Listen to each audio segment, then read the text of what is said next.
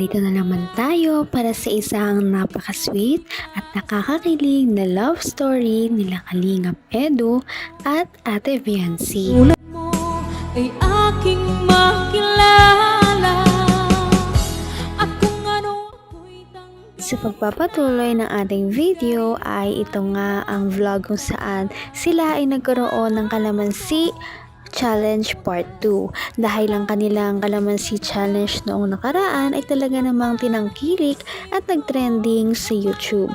Kaya ito ay ginawa nila ng Part 2 upang masagot ang mga tanong ng kanilang mga viewers. Nagkaroon nga ng tanong na kung gusto mo bang magkaroon ng ibang ka-love team maliban sa kanilang ka-love team ngayon sa EDSI. Sabi naman ni Ate Viancy sa nakaraang vlog ay hindi siya papayag, ngunit kung ano ang plano sa kanya ni Kalingap Rab at ni Kalingap Val ay ito talaga ay i-consider niya din. Sa kabilang banda, sabi naman ni Kalingap Edu na hindi rin daw siya papayag, ngunit ito ay nakabase pa rin kay Kalingap Rab at Kalingap Val. Siguro may suporta pero hindi ganito kadami kasi syempre iba pa rin talaga pag may ay parang ganitong nabuong samahan. Community, tama. Fan base. Oo, iba yung ganun. Kaysa pag isolo-solo kung vlog, mahirap. Tama naman. And yun nga, tama naman po yun. Kasi pag may love, dito kasi sa atin, pampag-good vibes nila yun ang love team. And sa love team, mas nakikilala natin yung karakter ng isang tao, ng bida natin, si Viancy. Pag ako kasing kausap niya, pag puro ako lang interview, di natin siya mas nakikilala. Pero pag sinabak natin siya sa love team at iba na yung nakakausap niya, doon natin siya mas nakikilala. At doon pumapasok yung mga mga supporters. Kasi yung love team natin, kumbaga totoo yan. Kumbaga. Para kay Kalingap Edu ay napaka-importante daw talaga sa kanya ng kanilang love team dahil hindi niya papayagan na mapapalitan ng kanyang love team. Ngunit sabi niya din na ito ay nakabase pa rin kay Kalingap Rab at Kalingap Val, ngunit ang kanyang personal na buhay daw, kung sino ang kanyang nagugustuhan ay nasa sa kanya na daw yun. Inad niya pa na ang EDSI Love Team daw talaga ay nakakaiba dahil kahit nasabihin natin na marami na silang mga fans daw na solo, ay iba pa rin kung nasa sila ay nasa isang love team. Lumalabas daw talaga kung sino talaga sila bilang isang tao at kung paano talaga sila makihalubilo sa ibang tao. May mga bagay daw na hindi daw mailalabas ng isang tao kapag solo lang daw siyang nag-vlog. Iba pa rin talaga kung yung may kasama, may kabanding, at may ka-love team. Atin ngayon, Viancy, kung sakali lang syempre darating ka naman dito kung nasa tamang edad ka na, di ba? Ngayon mga 17 ka na ngayon taon, di ba? In few months, mga 17 ka. And kung nasa tamang edad ka na, like 18 years old ka na, papayag ka bang magpaligaw kung sakaling may gustong manligaw sa'yo? Alam ba, sa EDS, ganyan.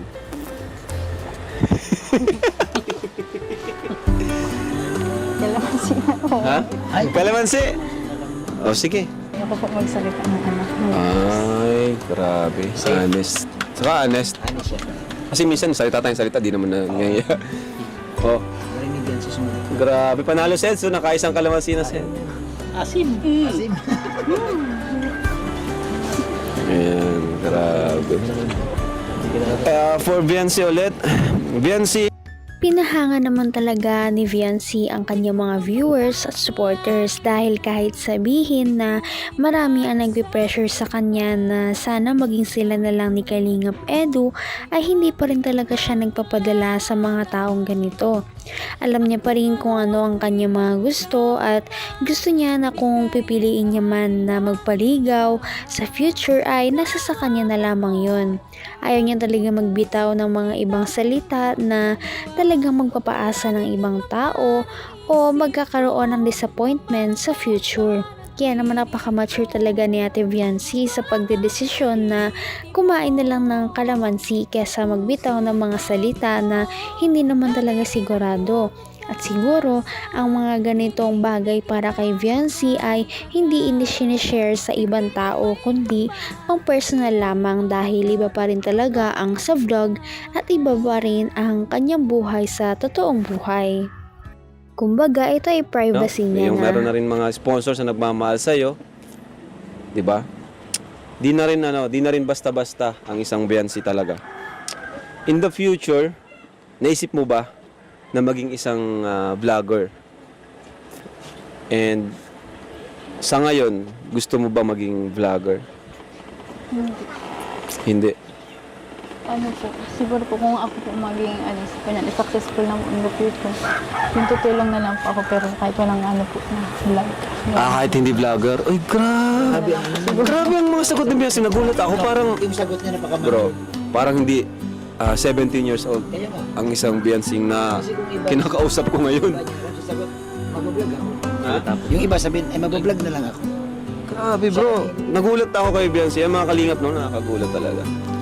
At syempre, salute din kay Dr. Love kasi natagpuan niya. Siguro lahat ng kanilang mga supporters ay talagang proud na proud para kay Viancy dahil hindi sila mali ng sinuportahan at tinulungan. Dahil kitang-kita naman sa mga sagot ni Viancy na talagang siya ay napaka-mature na bata na.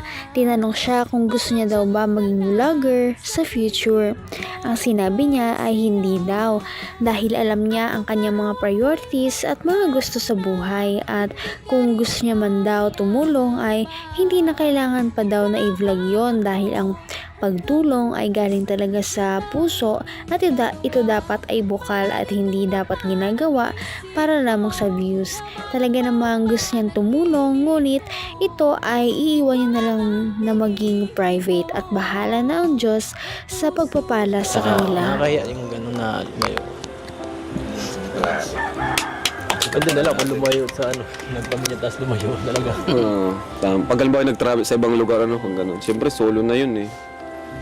Okay, ikaw naman, Biancy, hanggang kailan ka magiging kalingap? Ako din po siguro ganun din po yung Ganon din. Hanggat may kalingap din. Hindi sila. Okay nga sila. Bakit?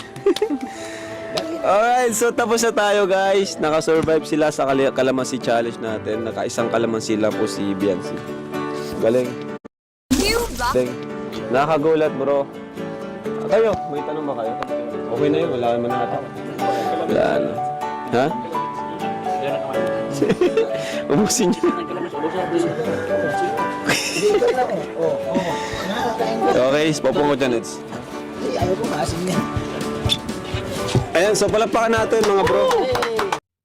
Tinanong naman si Kalingap Edu at ito ang nagpa-hot seat sa kanya dahil tinanong siya kung sa future daw ba ay may plano siya na magsulo ng vlog dahil ngayon nga ay parang nagiging mas sikat na siya at mas kilala na siya. Kumbaga kung magtatayo siya ng kanyang sariling channel at sariling kalingap ay talaga namang marami pa rin ang susuporta sa kanya at magiging successful siya.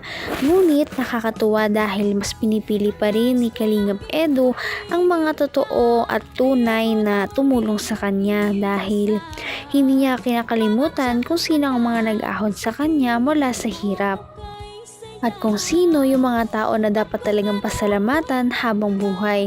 Kaya mananatili siyang kalingap hanggang merong kalingap. Blessings na nagmumula sa mga nagmamahal kay Biancy para po sa savings ni Biancy. Alam niyo ba kung magkano? Hindi pa. May hula kayo. 5,000? 10. 10, 5, 10, ikaw. 20,000. 20,000? Wala nagtama. Dahil ito ay 60,000 pesos! So ayun mga kalingap, andito rin sila nanay, pinaupo po natin dito si tatay para kumpleto po sila, bago natin ibigay itong pinabibigay ni Sir Leo D. Funds. Sir Leo D, no? Sir Leo, ang talagang napaka-generous na sponsor po ni Viancy. Ayan. So, ito daw po ay para sa savings ni Biancy, Nay, So, nasama niyo naman po siya, di ba, pag nag-ano. So, ito po ay 60,000 pesos. Grabe! Congrats po. So, bibigay ko na po sa inyo. Grabe talaga ang mga blessings na dumarating kay Fiancé at sa kanyang pamilya. Ngunit masasabi naman natin, base sa mga sagot niya sa Kalamansi Challenge pa lamang at sa mga kinikilos niya tuwing vlog na talagang deserve naman niya ito. Nakakatuwa dahil ang mga supporters niya ay talagang ina-appreciate si Fiancé kung ano siya at kung ano ba talaga ang mga ginagawa niya. Talaga namang spoiled na spoiled siya ng kanyang mga supporters. Binigyan siya ba naman ng 60,000 para lamang sa kanyang savings at ito ay galing sa isang tao lamang. Ano pa kaya kung ang lahat ng kanyang mga supporters ay talagang pinagsasama ang pinagbibigay nila. Napakarami talaga ng kanilang tulong para kay Fiancé upang makaahon sila sa hirap. Kaya naman, sana ipatuloy natin silang suportahan at mahalin si Fiancé, si Kalingap Edu at ang Kalingap team. Yun lamang at maraming salamat sa panonood. Abangan natin kung magkakatuluyan ba talaga si Kalingap Edu at Fiancé. Hanggang sa muli. Bye! Ngayon'y abot